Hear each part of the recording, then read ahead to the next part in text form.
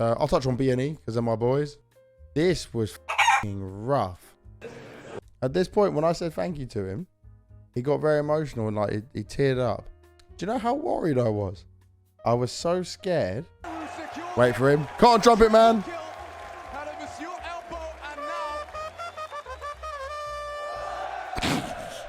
Whoa. It's GGBet News.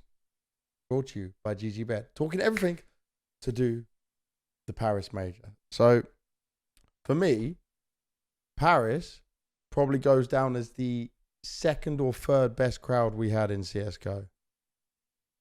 Pick'ems for everyone was destroyed. If you have a diamond coin, I think you are either crazy or you got incredibly lucky. I'm also very jealous.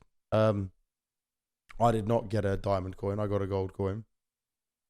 This major was wild. It had upsets. It was a thing of proving of the teams that can come through. Now, people can talk about best of one format. People can talk about whatever else they want to do with this teams playing less, you know, but I will just say one thing. We don't determine the format. It's not like an ESL or a Blast and they've decided this is the format. This is a Valve format. This is what they want to see. We're lucky they put money in and we get to have the majors take place. And maybe they'll listen and want to change some things up later on. So I made some notes. So let's start on some of the disappointing things here. I'm going to bring up notes that I put together because there's a few teams that disappointed me. There's a few teams that I was like, yeah, this is great. There's some teams that showed beyond belief. There's some teams who had easier runs. There's some teams that are not as good. And you guys, we can all discuss this. We can go through my thoughts and feelings on it. So I'm going to start with Furia. Our lovely Brazilian brothers out here. They ended 15th to 16th. Now, for Furia, they played Monte, a good team, an individually strong team. They played Nip, lost both their best of ones straight away. Then they got G2. That's just unlucky, like how the seeding works. And obviously G2 also losing both of their games. So I'm not going to say it's super worrying signs for Furia. But I will say that Furia right now, we've been talking a lot about them having to play like a more European style and switch up from how they used to play. This ain't it. I like Furia. I think it's got capable players on there. But I know something's going to have to change. Something has to change. Their T-side. Dude, I was asking Gary about their T-sides. And at one point, I wasn't even able to... I just said... Let's have a look at this. Let me just get on the first two games. How many T-rounds did they win? So they won 0 against Monte. Damn. And they won 0 against NIP. Boy. Like, you can't... And I understand there's changes going in for them. They're trying to have a different style of playing, but that's not fine. That's not it. You can't be a tier 1 team playing like that. They're in Dallas and they got OG first game, so that could potentially be an easy one. It's all best of 3s as well, but I don't know. We'll have to see. So coming on to G2, there are pressures that come with the major for sure, and that's a problem. But I put them as coming like easily grand final team, easily playoff team. They lost to Vitality. Now, getting Vitality in the best of 1 is rough, but obviously G2 had to go through the qualifiers. 16-13, it was Nuke played out there, fair enough. Then they played B&E. Now, they had chances to fight back against B&E, but they were not ready for that aggression. Nico was the only one active. Like, Hunter has not been having very bad games, and he looked really good in that one, like in the whole event. But that game, 0.79 rating. I'm not going to play it down to him. But it's like, I remember Nico was just destroying B&E for a little bit, and that was about it. No one else showed up then. You can't have that when you're an elite team, and it's in the best of 1. They beat Furia 2-0 and then losing to Fnatic. Dude, when I did that interview with Nico. The thing is, we expect them to pick Vertigo, and for Ancient to be the last. And we just had the thoughts, like, we're already prepared for Vertigo. So that's the only reason why we left. And yeah, and maybe people can say that like we lost because of the Vertigo. Maybe we had higher chance on Nuke, but the loss is a loss. It is, mate. It is. Now, you are one of the players. By the way, this is so tough to do these interviews. This sucks. The fans, everyone in the game, they mention you as a player, not winning a CSGO major, yet you're one of the greatest players we've had. We think of Boston, we think of Stockholm coming so close. Is there anything you By the way, people tweeted me and they were like, why are you trying to make him remember bad? I'm trying to set the scene. Do you know you have to do want to this? say to just close out your journey with CSGO? Nothing really much. Obviously, didn't deserve any of them. Was close. Many chances has slipped away. New chapter starting in CS2, and that's it. That's what it's all about. Nico, you're a legend. Thank you very much, mate. Back to you. So the thing is with this, right? Fair play to Nico, by the way. He's literally just eliminated and he's talking to me. Some players can obviously say no or turn it down. I think a player from every team has to do an interview, but it didn't have to be him, for example. This means so much to him. But it was that veto. That veto made no sense. I'm so confused. And you saw, like, they could see the game slipping away from them. So maybe they were thrown off because he said it right that they expect them to pick Vertigo, not for it to be a decider. And then they were like, oh, let's do this. Why would you decide on that? So this was rough for G2. It's definitely a team I expect to be able to bounce back. I feel like you go into an event like Dallas, they could potentially win it still. You know, they're going to be at Dallas. But I will say that was a scary sign. Now, the rumors that Shuhei will replace Hooksy and stuff, or that they're looking at him, that won't happen now. It will probably happen after the player break, if it does happen. I don't think Hooksy's just to blame. The whole team didn't like. Let's look at that Fnatic game, for example. Hooksy had a bad performance. It was just Hunter and JKS like relatively okay. Nico in there as well, but it's not good enough for what we're looking at there, you know. So yeah, the G2 situation, I'm not worried about them. This is a team that should be able to bounce back.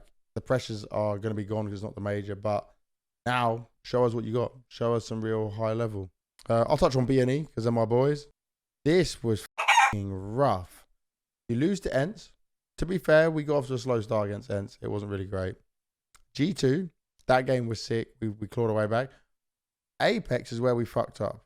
We should have been in the 2-1 category. I don't think, like, not saying we would have beat Apeks, but we are pretty good at Ancient, but Apeks rolled us.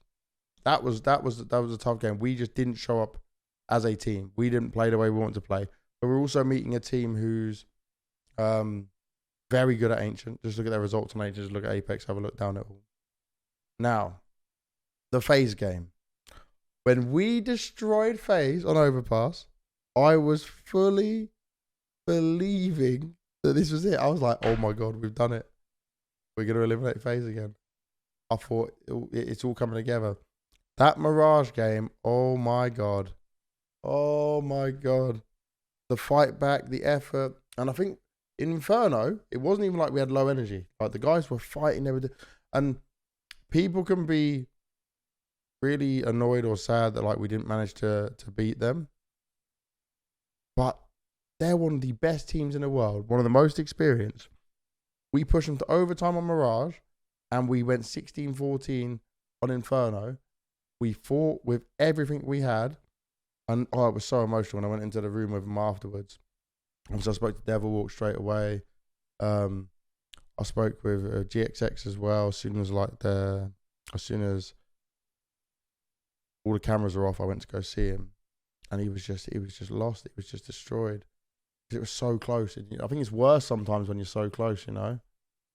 But Coach K was in there earlier, our analyst, Crystal, our assistant coach, obviously having Devil Walk as well. We're making big steps forward. And okay, people right now are talking all this like, look at your online results. Okay, let's look down our online results.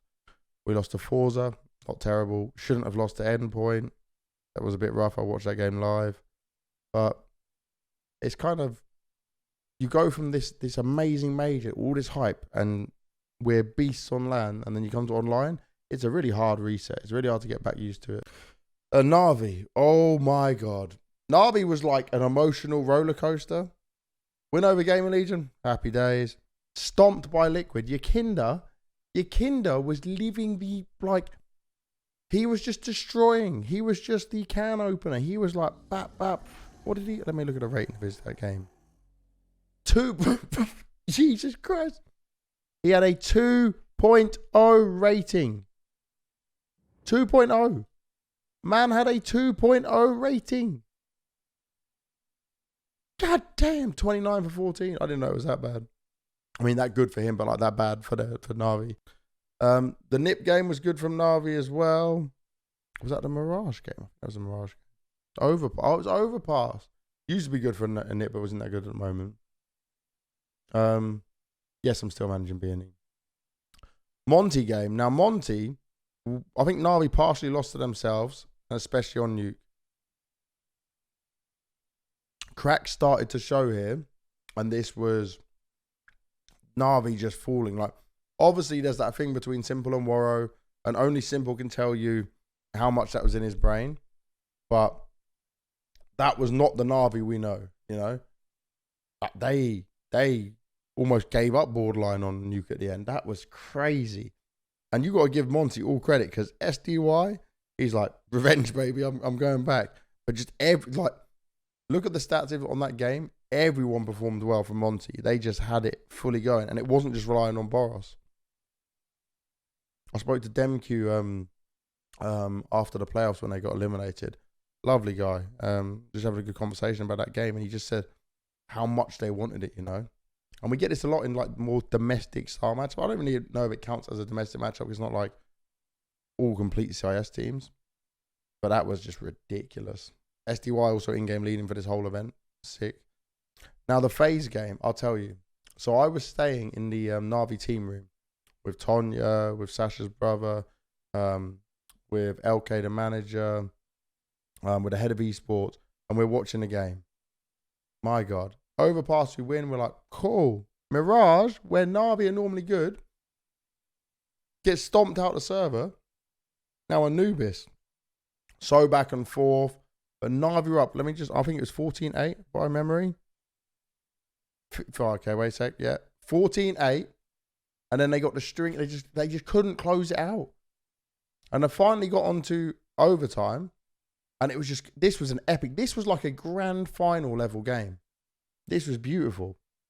But FaZe versus Na'Vi in an elimination game at that point. Whoa. You basically won and lost at the same time, because both teams you want to see go forward. So you don't really lose in that situation. But that was just mental. And now these rumours that potentially Blade is leaving. Oh, by the way, if Blade goes, I'll be shocked. I don't agree or think that's a good move at all. I don't know who the hell else you'd get.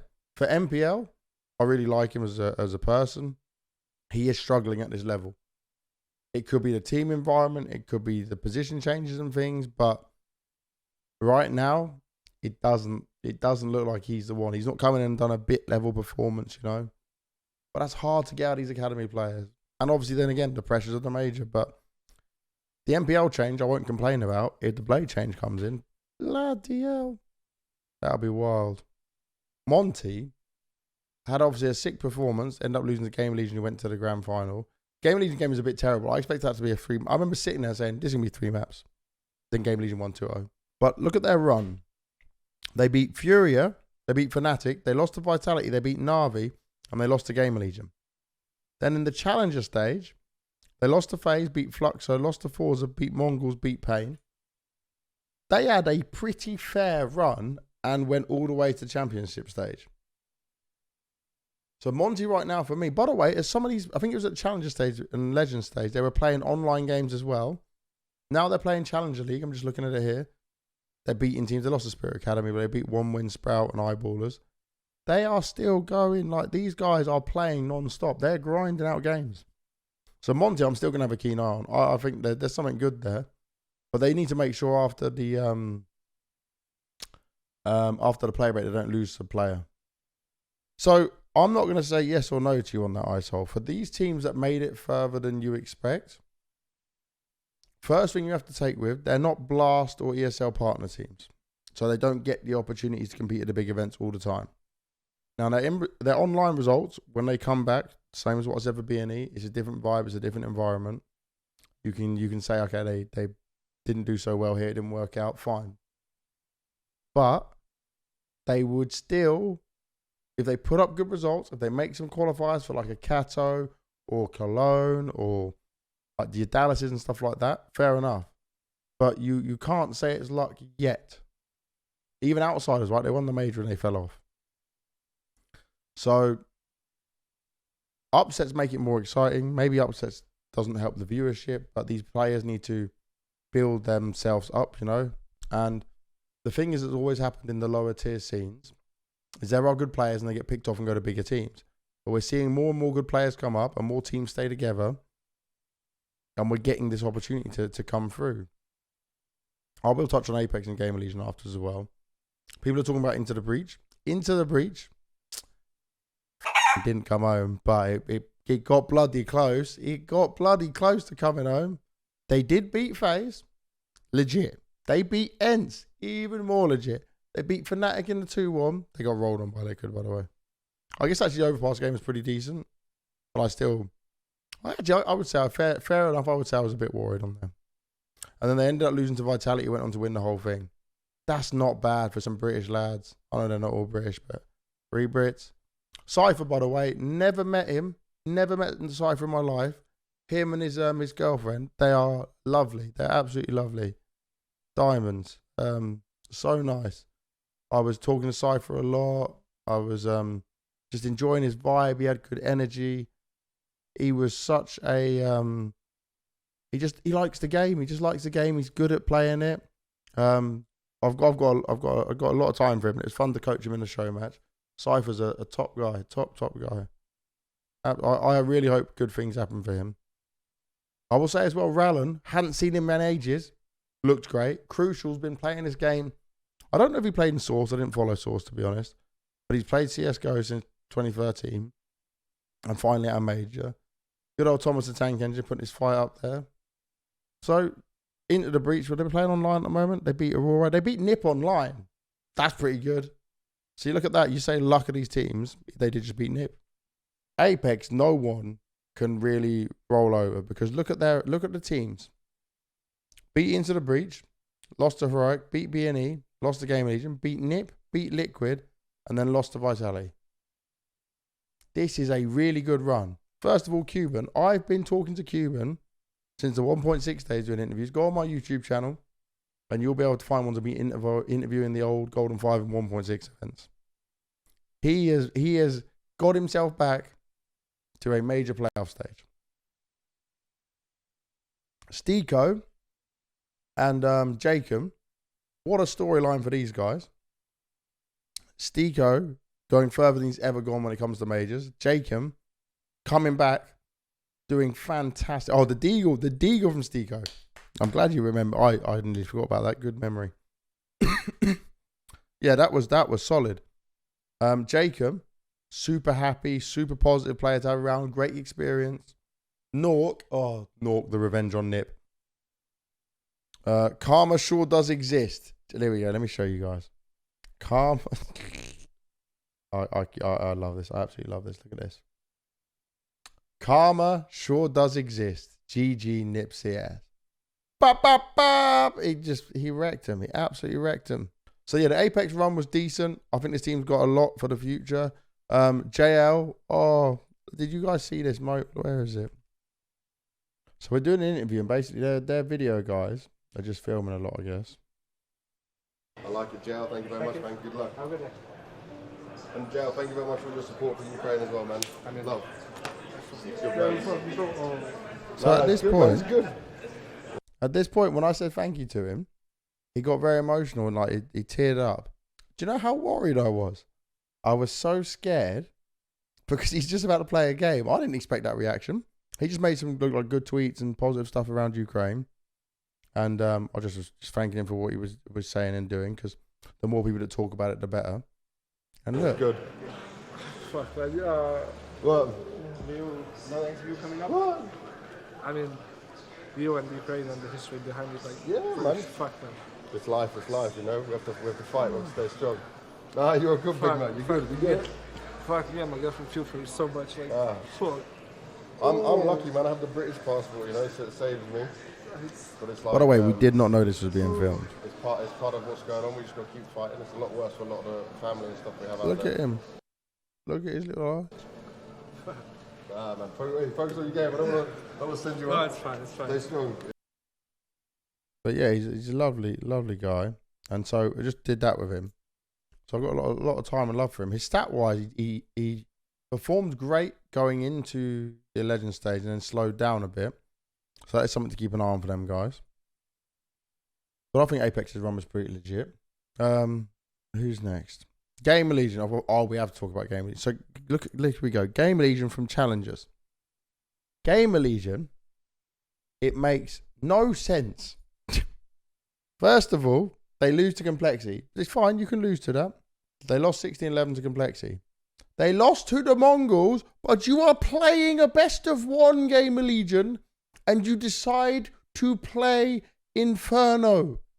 It is the only map the Mongols can play. They do not know how to play any. Well, they know how to play, but they do not know how to play well on any map. This, when I was watching this go down, I'm thinking, oh, do you know what? I'll tell you exactly where I was. So I'm on the later games, right? So I just look, just browsing. I'm like, Mongols versus GamerLegion. This is great. This is going to be so easy for GamerLegion. Maybe Mongols just make it a bit competitive, it'll be a bit exciting. And then all of a sudden, bam, Inferno. And I'm like, but why? But why would you do that to yourself? And then they lost it. Like there's something special. Even if you think you are the best team in the world, do not play the Mongols on Inferno. G2 did it, and there was still a good amount of rounds taken off them. It baffles me. I'm sorry, GamerLegion. No one will ever be able to sell me on that veto being fine. Mate, you know what? If everyone wants to give them Inferno, do you just want them to go further than they should? Now, this is where their run gets legit, though, for GamerLegion. 2-0 Maus. Shuhei getting revenge on his former teammates. Don't forget, A-Core was also there. Shuhei's like, you didn't want me? Yeah, bet you want me now. So, Maus eliminated. OG eliminated. Forza eliminated and 2-0. Then they go on this really legit run, I would say. Na'Vi, they lose 2 best of 1. They beat 9, they beat Fnatic, they 2-0 Apeks, 2-0 Monte, 2-1 Heroic. Now, anyone can talk about best of 1s, but the rest of this run was legit. This is a good team. And some of these players have never been on a stage. I'm pretty so A-Core definitely has. It must have been on a stage. I don't think anyone else has been on a stage. And this is just purely off memory. Imma, so we're just going with that for now. He is an insane player. I'm just going to bring up his stats. This geezer is something else. 1.35 rating. He was higher rated going into the final than Zywoo. And as a rifle. Imme. Okay. Imme. Is that fine? Immi or Imme? Imme. Okay. Imme. That's where we're going. Oh, Ema. Okay, I'm going to go to Eme. We'll try that. Either way, if GamerLegion can hold on to him, great. If they don't, that organization will make more money than they've ever made on anything just from selling that player. Because he was doing that against legit teams. And by the way, I worried in the Heroic game when he was kind of slow to start off with. And then just went back to just headshotting everyone, destroying them. Now, Vitality. I do not... Okay, if Eme would like a good career, don't go to OG. Don't go to OG. I don't know what's going on at OG, but like Flames isn't going to be there anymore. Dex has gone as well now. Nex has gone. Something's not right. Something's really messed up. I'm so confused. I don't know anything. I know Vladdy really well. She's amazing. But the OG team seems lost to me. And I have to keep seeing them at events with different rosters, so God knows. They got Regali this time now. Yeah. Eme could do better than OG, I think. But depending on which teams want him, need him. So Vitality. Beat G2 in a best of 1. Beat Ents in a best of 1. Close games, but it was solid. They fought back. Beat Monte 2-0. Into the Breach 2-0. Apeks 2-0. And GamerLegion 2-0. You can only beat who is in front of you. They didn't fight an elite team. You cannot say this is the same run as like what Na'Vi did, you know, back in Stockholm without dropping a map. But you can still say they did really well. LG, I agree with you. Vitality not dropping a map is incredible. But you didn't play like... Na'Vi did that, beating out some of the very best. Let's bring up the Stockholm Major. Just as an example. So look at Na'Vi's run at Stockholm. They beat Heroic 16-11, VP 16-4, NIP 2-0, Vitality 2-0, Gambit 2-0, and G2 2-0. That is an incredible run. That is legit. Now, that doesn't take anything away from Vitality getting this win. It just means when you're comparing the two majors, the Na'Vi one holds more weight. But Vitality don't choose who their opponents are. This is the seeding. This is the system, you know? So you can't hate on Vitality for it. It's just sad that it will lessen it. And when we look at the grand picture of like great CSGO runs and major victories and stuff like that. But they still did it. They didn't drop the ball. They didn't get upset. Now, this is the thing. Look how many great teams got upset by underdogs.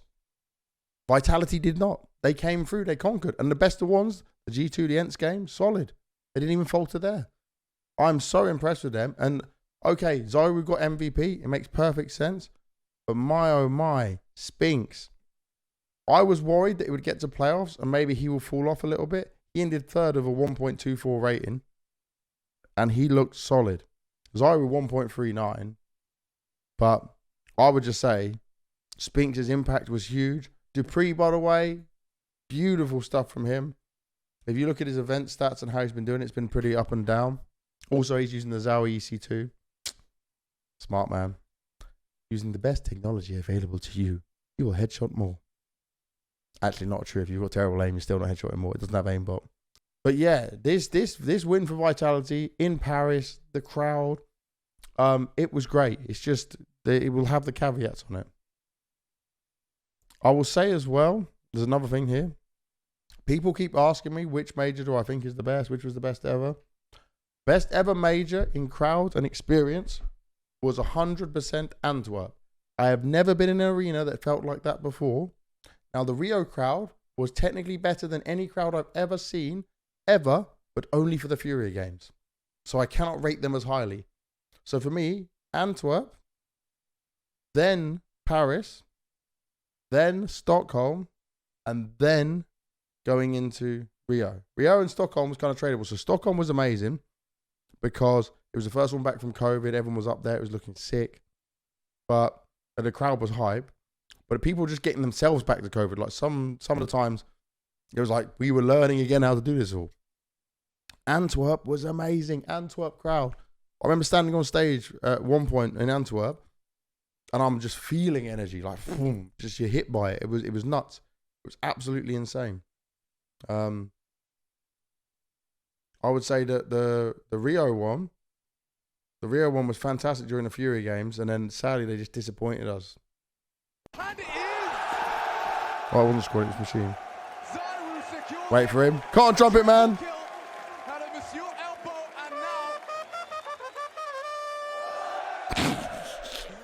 We've never had a trumpet.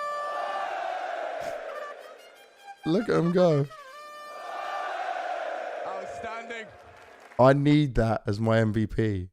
Valve, please. I might email Valve and say, can we have that as an MVP volume? But yeah, this was dope. This was great. And Golden Hornets, the thing is, they go to Cologne, they go to Katowice, they went to Antwerp as well. So that same volume and craziness. It was just more because obviously we're in Paris. I sat with my girlfriend in the crowd. I'll show you where I was actually. I'll give you an idea. So I was here. And I mean, this was nuts to be around. It was great. It was such a good location to do it from. To see it, to experience it, to feel it. To sit with everyone else watching, just enjoying Counter-Strike. But yeah, this major was special. I loved every moment of it. Hopefully that sums it up for you guys pretty well. Oh yeah, from the show match. My inverted mouse moment. Bro, look how this guy did me dirty. Banks, CSGO show match. Banks, first time playing CSGO. First of all, you're clickbaiting. Beep. Second of all, I was playing with an inverted mouse. Have you ever tried to play with an inverted mouse? First of all, it's terrible. and then Get Right has the worst settings in the world. Maybe I could, so you know, clueless. Yeah. impress people. Like, actually, can we change this? Look at this. Well, please let him run into somebody. Look how hard this is. Yeah, that's fine, James. You got this, Banks. I believe in you. You don't do that. Look, it's so hard this is. It makes me feel really uncomfortable watching this. Look. Oh Oh! Trying to hunt him. no. No. Worse than we No. This is horrendous. No. What's he doing? Get him out. Get right. Sit back down. Oh no. But also, Get Right doesn't play with normal WASD. He plays with R for forward, F for backwards, D for left, and G for right. What is that? What is that about? But yeah, show match was super fun. First of all, I hope you guys enjoyed the news of GGBet here for the Paris Major. Big shout out to GGBet, by the way. They got me an amazing birthday present. At the Paris Major, they gave me a Nintendo Switch OLED so I can play Zelda. Oh, I get to play Zelda now. I play the new Zelda. That screen looks sexy. My son has an OLED. I do not. So I bought one for my son. I just kept my old one. So I'm going to enjoy that.